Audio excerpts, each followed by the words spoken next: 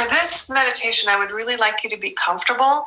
So don't worry so much about the uprightness of your spine or anything else other than getting yourself in a comfortable and supported position. If it's comfortable for you, allowing your eyes to close. Once again, following your breath through a few inhales and exhales, and being reassured that if distractions come in, when distractions come in, you can just recognize that and bring your focus back. It's not a problem. You're not failing at anything. You're not failing. You're doing just fine. So now I'd like you to think about that issue that has been bothering you a bit. Again, not a 10, but like a 3 or a 4, something that you've been dealing with the last day or two. And notice if it shows up anywhere in particular in your body. Do you clench your jaw? Does it bother your stomach? Does it bother your sleep? Where in your body does it show up, and what emotions are there? It might be irritation, frustration, something like that. So just really getting a clear picture of this situation. Getting clarity about it. Maybe even describing it to yourself. And then thinking about all the things that you've done already, all the things you've thought about, all the solutions that have come to you, all the pros, the cons, everything that you've done so far with your logical mind to combat this issue. And then give yourself a lot of credit for that. Give yourself some gratitude.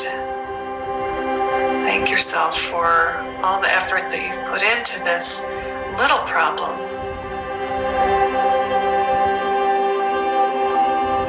And seeing that effort is really worthwhile. It's brought you to this point, and that effort can also be applied to bigger problems in your life. So really seeing what you've done and being grateful for that. And I don't mean just thinking gratitude, I mean really feeling gratitude. Making that journey from your head down into your heart. And feeling gratitude for yourself, for what you've already tried. And the fact that you've been frustrated for this time. And now imagining that you're in this room and that there's a chair in front of you, and that a very dear friend, someone that you really care about, walks into the room, and they come and they sit in this chair in front of you. Now imagine what it is that you really like and appreciate about this person. Really get them in your mind's eye, really see them. And so as you're sitting there and really enjoying their company, grateful that they came to sit with you, they share with you that they are having this exact problem that you are. So they have exactly the issue that you have experienced, and they're telling you about it. Now they don't need you to solve it. They just want you to hear it. And so you're sitting in front of them and you're listening deeply. Simply listening to them describe the problem and explore it. And while you're listening, you really express your support. This might be in gestures. It might be in words that come to comfort them. Again, you don't have to solve the problem. You're just conveying with your words and your gestures that you hear them and that you're there to support them. So what would you say to this friend? How would you say it? And how would you gesture with your body that you are there to support them? that you really see their struggle. You really see it. And so your friend thanks you deeply and sincerely for being with them during this time and for offering your support and your care. They get up and they leave. And then into the room comes an image of you, how you look.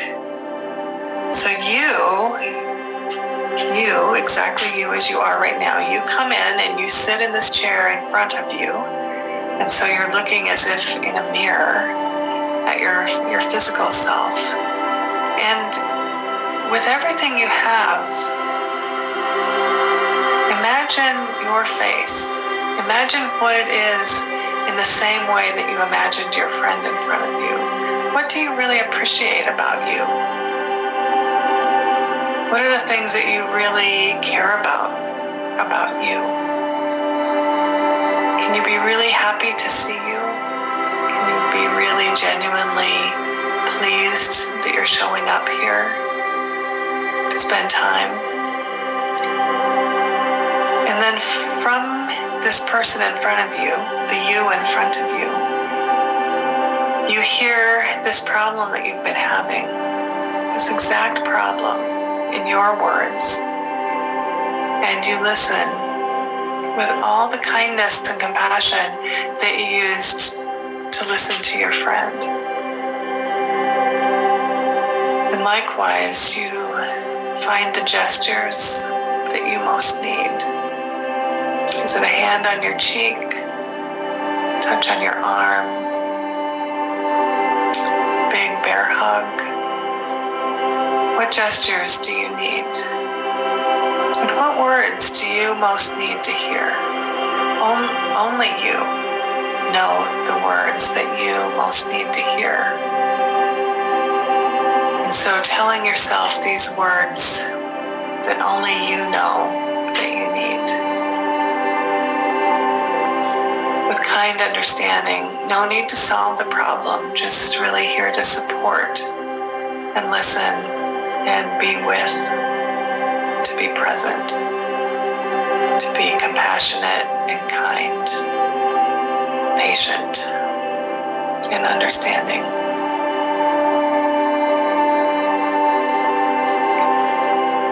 And knowing deeply that when you can encounter yourself as you would a best friend, that loneliness loses its sting,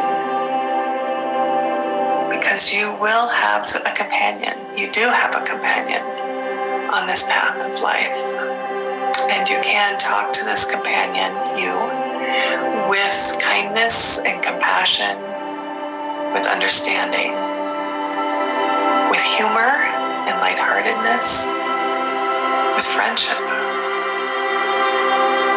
And so befriending yourself, knowing that this friendship is the longest one that you'll have, the most enduring one that you'll have. You'll be with yourself through thick and thin, in illness and in health. You will be with you. And so coming to a kind and content way of being, and knowing that you can come back here anytime. It's not a magical or mystical place. This is a place that you have created, a state of being that you have created with your own thinking and with your own emotion. It's a very natural place to be. And so now the you in the chair in front of you stands up to depart, and you thank yourself, and you know that you'll always be connected. You'll always be connected if you'll just take the time and the remembrance to connect with kindness instead of criticism and the way that we often encounter ourselves. The way that we normally talk to ourselves can be sometimes unkind.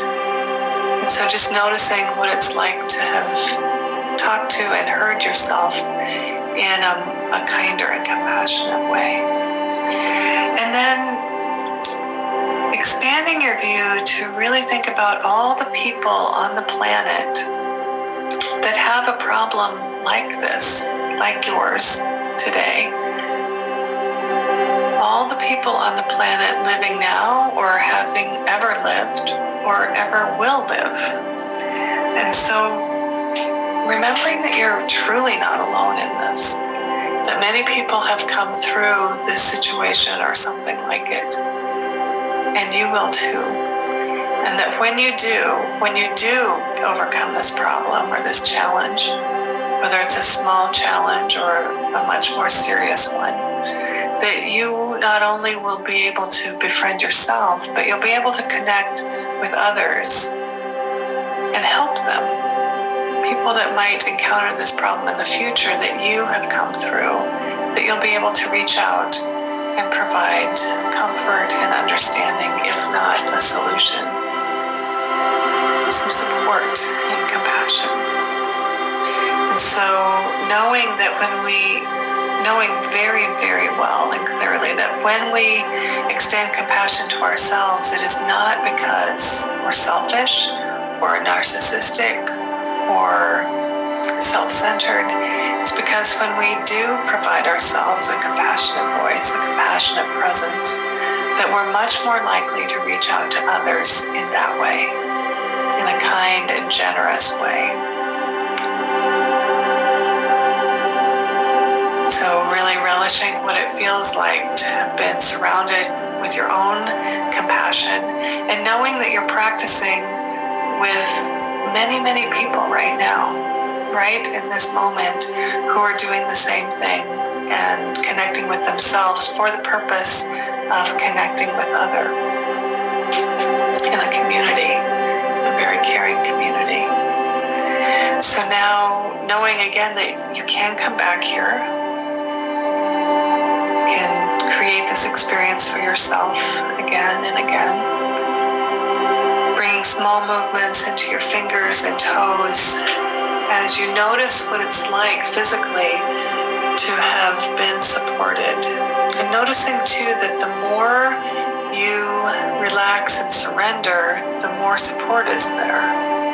The more you relax and surrender, the more support is there for you.